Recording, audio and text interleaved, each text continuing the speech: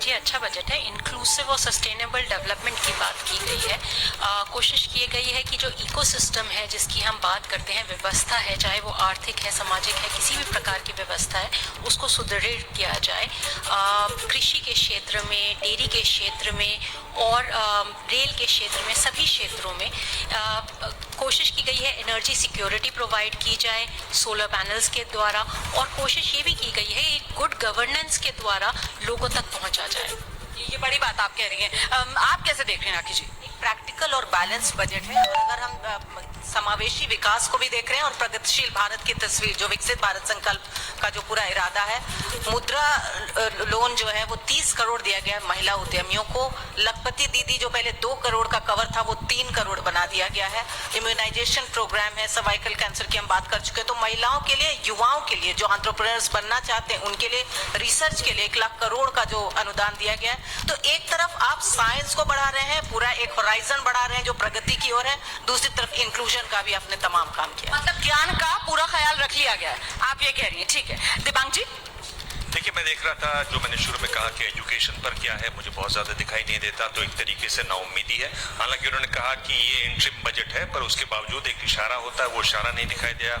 गाँव की अगर बात करें, जहाँ बेरोजगारी है, जहाँ महिलाएं हैं जिनकी हालत बहुत खराब है क्योंकि वहाँ भारी कुपोषण है, किसानों की अगर बात है तो उस समय वहाँ कोई नहीं दिखाई देता। तो एक तरीके से इस नजरिए से आप देखें जिसकी मैं उम्मीद लगाए बैठा था, और जो एक अच्छी पॉलिटिक्स, गुड पॉलिटिक्स भी होती, जो संदीप कहते हैं, जिसके बारे में लगातार बात कर रहे हैं, तो वो गुड पॉलिटिक्स भी दिखाई देती, उसको वो यहाँ हम नहीं देख सकते हैं। अगर हम बात करें फसल बीमा योजना की, तो उसमें हम जानते हैं कि जो अभी जिस तरह की योजना है, जिस तरह से वो लागू होती है, उसमें लगातार समस्याएं होती है। इसमें बार बार बहुत लेख लिखे गए हैं कि कंपनसेशन देर से मिलता है, जितना मिलना चाहिए उतना नहीं मिलता है, किसानों को सब इलेक्ट्रॉनिकली भरना होता है। तो वो एक तरीके से उसको नजरअंदाज किया गया, ऐसा कहा जा सकता है।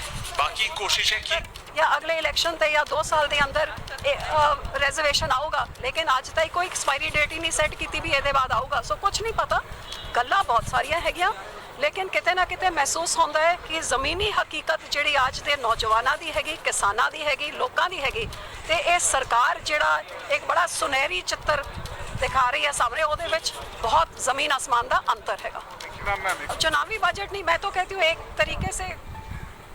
तो ये आप हरसिमरत कौर को आप सुन रहे हैं, काली पार्टी के सांसद हैं, और उनकी तरफ से भी बजट पर प्रतिक्रिया आ रही है। जमीनी हकीकत को कह रही है शायद ध्यान में नहीं रखा गया है। किसानों को लेकर यहाँ पर बड़ा सवाल है। राजीव जी, किसान नेता भी हमारे साथ मौजूद है, क्या किसानों के लिए कुछ भी नहीं है इस बजट में? देखिए, अभी एक योजना का नाम है आत्मनिर्भर ऑयल सीड्स अभियान। अब ये ऑयल सीड्स यानी तिलहन, यानी सरसों, मूंगफली, सूरजमुखी का तेल, ये सब चीज़ें कौन उगाएगा? मतलब अडानी अंबानी तो नहीं उगाएंगे, किसान ही उगाएंगे। और अगर ऑयल सीड अभियान के लिए किसानों के लिए एक योजना लाई जा रही है कि वो कैसे तिलहनों का उत्पादन बढ़ाएं, और हमारा देश जो है जो अभी काफ़ी आयात करता है तेल का बाहर से, खाद्य तेल में हम काफ़ी ज़्यादा आयात करते हैं, उस आयात को रिप्लेस करने के लिए हम अपने देश में ज़्यादा तिलहन का उत्पादन करें, हमारे देश में ज़्यादा खाद्य तेल उत्पादित हो, तो वो आखिर किसान ही उगाएंगे ना, तो उसका फायदा किसको मिलेगा? मैं जवाब ले लेती हूँ यहाँ पे। सुना आपने खटाना साहब, ये जो मेहमान बता रहे थे किस तरीके से जो तिलहन है उसके उगाने को लेकर सरकार का फोकस है, तो फायदा तो फिर किसानों को ही मिलेगा ना। एक बार इनसे ये भी पूछ लो राजीव जी से, जो दलहन और तिलहन हम उगाते हैं, और लड़ाई जो चल रही है हमारी ये कि एमएसपी अगर 4000 का घोषित होता है तो हमें 2500 में बेचनी पड़ती है। उगाएं क्या हम जिसे हम सही रेट में बेचते हैं? जो आप एमआरपी घोषित करते हो, एमआरपी पे लोग बेचते हैं, हमारी एमएसपी पे भी नहीं बिकता। हमारे लिए बजट में आया क्या है, हम ये पूछना चाहते हैं।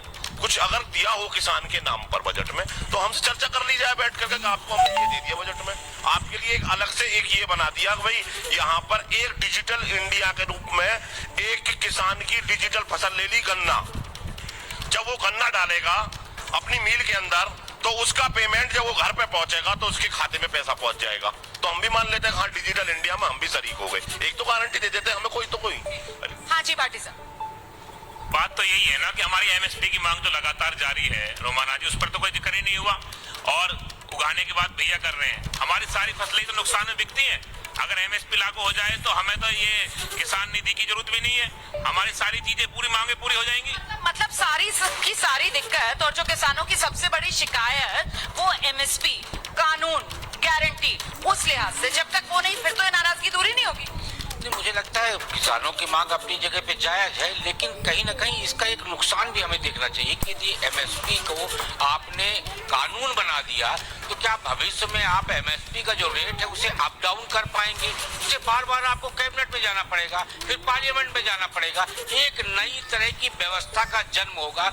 इसलिए मुझे लगता है किसानों को सुविधाओं की तरफ ज्यादा फोकस करना चाहिए, और सुविधाएं मिलेंगी तो आमदनी बढ़ेगी और उससे किसान उन्नतशील होगा। आपकी बात जो निकली है वो बात बहुत दूर तक जाएगी, सब बोलना चाह रहे हैं, लेकिन पहले सुशील मोदी बीजेपी के सांसद हैं, उनकी प्रतिक्रिया आ रही है, वो सुनाना होगा। कैसा रहा बजट ये जानते हैं सुशील मोदी से। सुशील मोदी हमारे साथ में है। सर, कैसा रहा ये वोट ऑन अकाउंट जो पेश किया गया अंतिम बजट? देखिए, ये तो वोट ऑन अकाउंट था, जो पूरा बजट वो तो जुलाई में पेश किया जाएगा, लेकिन जो सरकार ने जो कुछ इसमें घोषणाएं की हैं, जैसे उदाहरण के लिए प्रधानमंत्री आवास योजना जो है उसको 2 करोड़ घरों को अगले 5 साल में और बनाने का निर्णय लिया गया है। फिर रूफ टॉप सोलराइजेशन, 1 करोड़ गरीब परिवारों के घरों की छत पर सौर ऊर्जा, और उसमें 300 यूनिट बिजली उनको मुफ्त मिलेगी। उसी प्रकार 9 से 14 वर्ष की आयु की लड़कियों को। जी, तो आप सुशील मोदी को सुन रहे थे।